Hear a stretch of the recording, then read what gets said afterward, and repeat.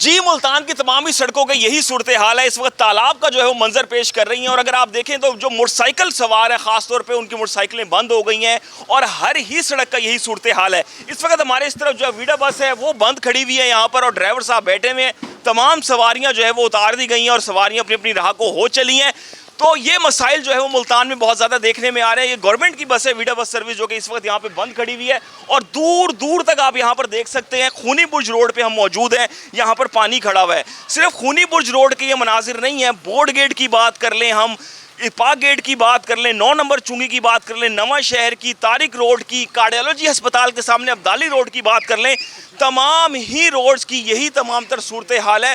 دور دور سے آپ اس وقت دیکھ رہے ہیں آپ تقریباً موٹر سائیکل سوار یہاں پر جو آ رہے ہیں, موٹر سائیکلیں ان کی تمام کی جو ہے وہ بند ہے. اس وقت بھی جو بارش ہے اس کا سلسلہ جو ہے وہ یہاں پر جاری ہے, اور بارش رک نہیں رہی.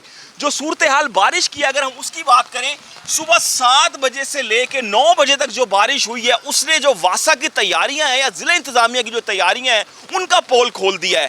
109 ملی میٹر بارش ہوئی ہے, اور ملتان کی تمام سڑکیں زیر آب آ گئی ہیں, اور واسا کی ٹیمیں تو کم از کم کہیں پہ بھی نظر نہیں آ رہی اس وقت, اور شہریوں کو پریشانی کا سامنا ہے.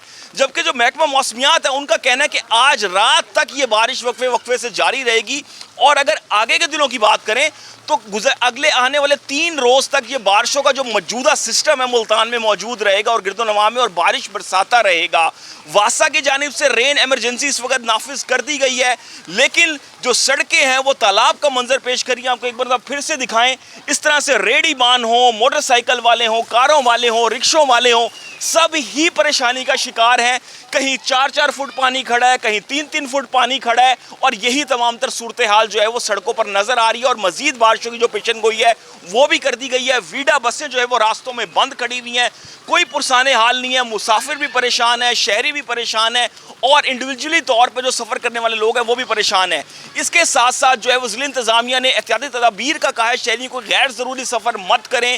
یہ جو اربن فلڈنگ ہے اس وقت شہر میں, اگر اس کی بات کریں تو طارق روڈ کا جو پوری سڑک ہے زیر آب آئی ہوئی ہے, خونی برج ہے, بورڈ گیٹ ہے, نواں شہر ہے, عیدگاہ ہے, بوسن روڈ کے کافی زیادہ پیچز ہیں وہ زیر آب آئے ہوئے ہیں. تو مجموعی طور پہ صورتحال جو ہے وہ انتہائی بری دکھائی دے رہی ہے شہر کی.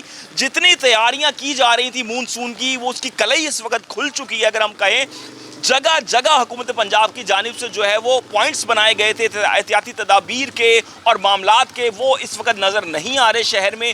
اور جو معاملات ہیں, اور اس وقت خاص طور پہ اگر بات کریں واسا کی ٹیمیں جہاں جہاں سے ہم گزرتے ہوئے آئے ہیں ہمیں کہیں بھی نظر نہیں آئیں, نہ بورڈ گیٹ پہ, نہ کارڈیالوجی ہسپتال کے سامنے, نہ طارق روڈ پہ, نہ خونی برج پہ, نہ پاک گیٹ پہ, نہ عیدگاہ کے پاس.